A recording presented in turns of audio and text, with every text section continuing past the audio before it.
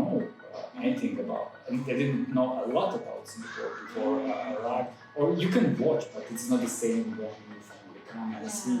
And I was really under impression. Yeah, now you do understand all the tricks and tips and techniques of the Singlish now already. How do you define if a kid is interested in maths or not? How can you tell?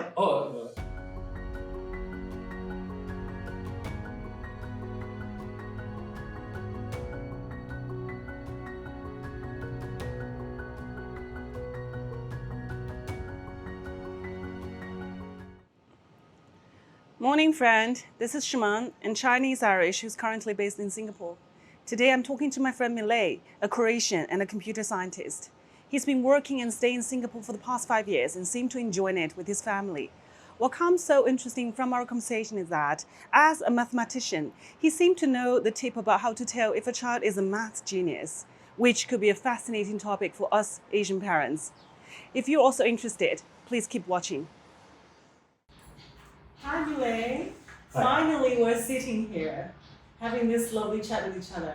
And can you tell us, what brought you to Singapore in the first place, and how long you've been here?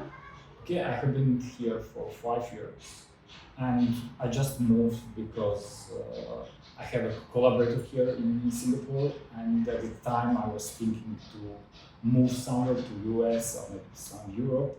And from Croatia, I'm from Croatia. Yeah, my home country is Croatia. And he asked me, okay, would you like to come to Singapore? And before 10 years ago, we were shortly here for 1 year, and it was a convenient place, so I decided, why not? It is easy, we know the environment, we know about the school, and it's a safe place, why not? So I rejected the offer from US and I moved here. So this was like a second time you came to Singapore after your first visit. Yes, exactly. So what was the biggest driving force for you to decide to come to Singapore rather than the US in the first place? So it was a familiar place for us, and it is more safe for kids. Okay. And also, the first time when I was here, I thought that I didn't explore Singapore and this region enough, so I decided, yes, shall we go. And when you came to Singapore to live and working here, what was the first impression you had living in Singapore? Oh, the first impression coming to Singapore was riding in a cab from Changi. And it is amazing. So my first thought was, oh my God, this is very similar to Monte Carlo. And all of these flowers, pink flowers, and lots of green, and great road. It is really something that it's organized, something that impressed, it was really a surprise because I didn't know anything about, and I didn't know a lot about Singapore before I arrived. Or you can watch, but it's not the same when you finally come and see. And I was really under impression. And when you first came to Singapore, did you have any difficulties like ordering coffee or tea in hawker center or in restaurants? It was. I was never good in foreign languages, and here it was even more difficult to talk with people because their accent. And I remember it was stressful for me to find a flat because over the phone I could not understand the agent. So I asked them, can you send me a message, WhatsApp or something like that, so that we can. Handy way. So it was handy way how we can communicate because it was not easy to understand. But with time, you start to understand the way how people talk, and now it's more natural. Now you do understand all the tricks and tips and techniques of the Singlish now already. Oh, I have a good friend who works with me, and she always learns me some she teaches me some new Singlish words or something like that. Right. So yeah, it is. It's important to know people and the Yes. local environment, and with time, it is more convenient. Yeah. And after living here for about 5 years, how are you feeling about Singapore now? So it was interesting 5 years because I was here during COVID or something, and I like my life here, and I don't see many changes, and I still see a lot of opportunities here, and I still like the local food. And one of the surprises for me was that when I came here, I realized that Asian food in Europe is actually not really food. So yeah, Like a westernized version. Westernized version. Yeah. So it's really. I used to have curries in Chinese restaurant in Dublin, and they always thought curry is Chinese food, and I was like, yeah. This is strange. Yeah, I agree. Yeah. And what do you? How do you adapt your life here in Singapore? Did you try to make friends with the local people, or do you have like a Croatian community here? Well, that's a good question. So it's good from time to time to have someone from your community, but there are not so many Croats in Singapore, so it's maybe 100 of us or something, and we know each other. And there is one place at Boat Key that the owner is from this ex-Yugoslavia region, so we speak very, very similar language. It's 99%. We understand each other. So if I feel that nostalgic or something like that, then I can go there and speak with people. But when I move from my country, I really like to learn more about the local people, and I think the people are much more interesting than buildings, than everything. And so that's the way I try to spend time, mostly with local people or other people who came here, because this is a city with many different people in different parts of the world. And I like it. And among that small community of your Croatian friends who lives and work here, do they feel home in Singapore? Or do you think anybody who feel ever like they wanted to stay here for long?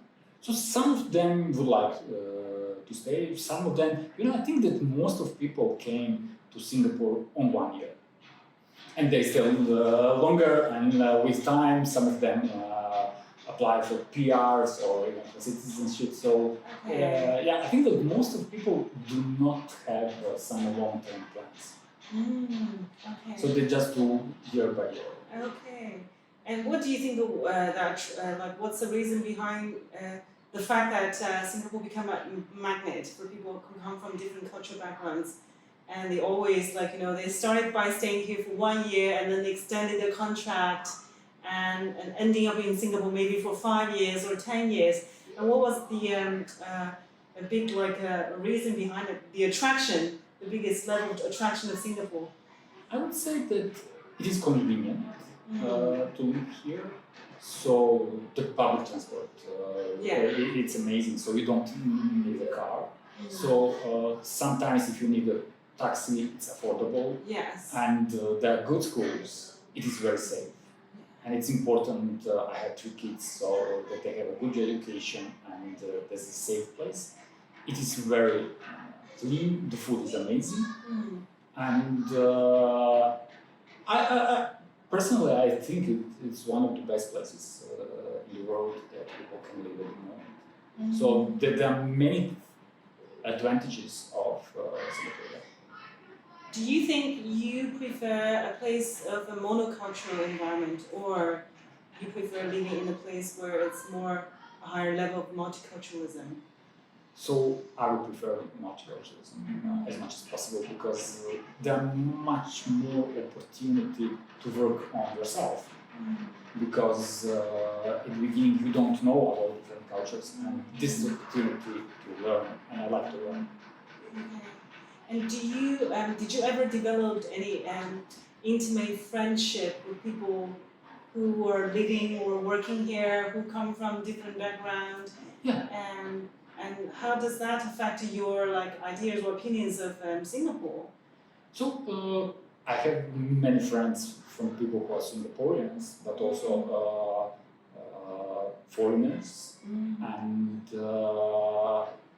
it is interesting, and it's always to learn something new. And at the beginning, it was important to me how to understand and how not to offend people, because what is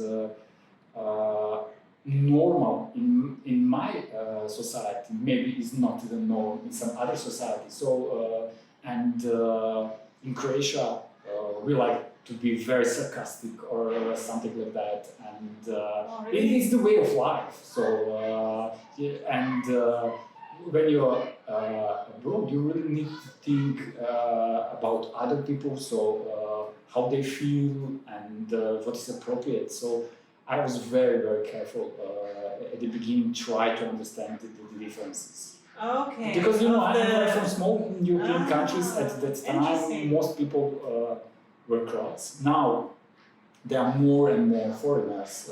So people from different sides of the world coming to Croatia. It became very popular among Americans because it's a nice country with lots of islands, sunshine, and beautiful sea. So people are coming to Croatia. So even Croatia is becoming each year. When I came to Croatia and I tried to visit Croatia twice a year, I see the differences there. It becomes more multicultural as well, and I like it. Okay. And food is better.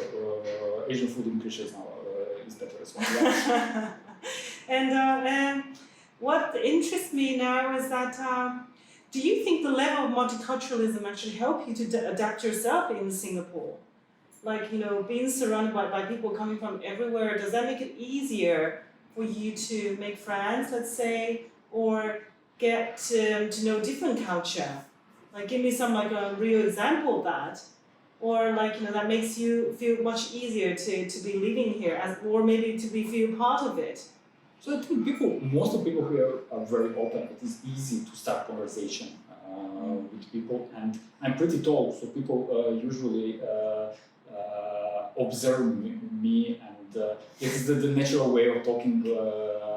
How people are tall in Croatia or something like that, and it is a good opener for discussion. And maybe when you come from some country. And another topic is football, because Croats are in the last few years very good in football, so that we can always talk. It is important to have something to talk, but in general, people here are open to hear your story. They are interested, and I really like this multicultural part. So my wife and I like to ride a bike. And, two of us, and then we go with this Rio Valley region, and you can see at Rosenki so many nationalities and different people, and it is a good environment, and I feel good. And what do you think of the education here? So I know that your children are all attending the international school in Singapore, and comparing with the Croatian system, what do you think of the education? So it's a good question. So I am not so familiar with local school, because kids go to international one.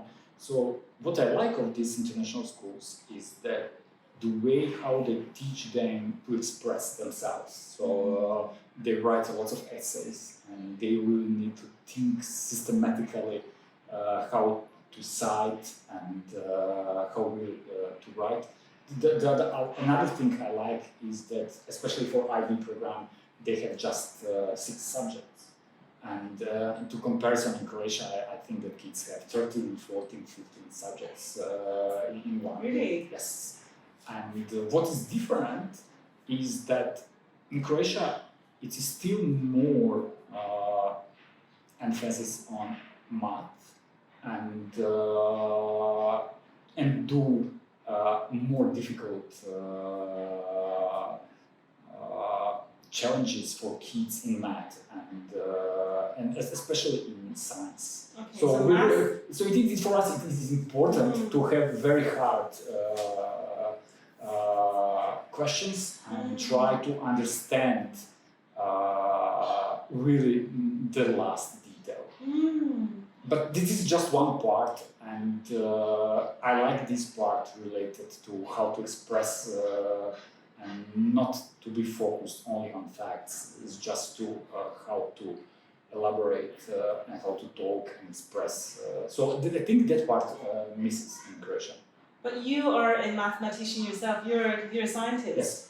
And will you challenge your kids a lot on math? Will you focus a lot on math for them, or? It is an interesting question because I see that my kids are not so into math. It is not about education. It is about them. Maybe my youngest son now he shows some interest in chess, and in Croatia chess is very popular. So I used to play a lot when I was a kid, and I see he's interested. But I think that most of them are much more oriented to humanities, not to science. And how do you define if a kid is interested in math or not? How can you tell? You can see in their eyes when they want to solve some equation or something like that, if they are really into math or any kind of science. And when you work with students, you can see if they have patience, and if they spend time, if they cannot sleep because they want to solve something. So yeah, it is possible to see if they are crazy about math or science. Yeah. Right. Or programming, yes. Okay. And do you take your kids a lot to the Science Museum Center here? No, actually no. I would say that I try to expose them for everything. So I don't. Okay. I'm not You're so not focused. trying to influence them. No. Okay. I tried a little bit with my oldest son, and I involved him in all kind of robotics competitions or something like that. But he was not interested, and I realized if they are interested, they will show me, and if they show, I will support them. Okay, so you're a very easygoing father in general. Maybe too easy. Yes. And let's get back to the topic of Singapore. So, do you find like after 5 years of living in Singapore, any of the cultural environment in general in Singapore that has changed you in some way of your behavior or eating habits or anything like that? Oh yeah. So I really like food, and now when I'm thinking that if I move back to Croatia, I will struggle to find the diversity of food because the food here is so diverse. So each day I can eat something different, Yes. and there are so many options. And Croatian food is amazing, but there are not so many varieties. And with time, I started to eat much less meat, and there are lots of. I love to eat fish and vegetables. So there are many opportunities here. And in Croatia, still we prefer to eat lots of meat. So yeah. What kind of food is your favorite in Singapore? Wow. If I can choose, I will always choose Japanese food. So I really like Japanese food. I like Vietnamese food. But yeah, Japanese food in general. Right. And where do you eat a lot? Like, do you eat outside a lot, or hawker center, or you stay home and home cooking? It's a good question. So because of kids, they're not so probably with their age. You know, in that age, they would prefer to go to McDonald's. They can eat that kind of food every day. So they are not so open for different flavors, and because of that, for dinners and for weekend, they cook at home. But when I'm at work, I really, if I do not go and eat something good, I don't feel good for that day. So it's part of the day to eat something good. So it could be a hawker center, or it could be anything. So there are different opportunities, and yeah, I enjoy eating. I hope you do enjoy today's video. If you're also interested in sharing me with your story, please contact me in YouTube.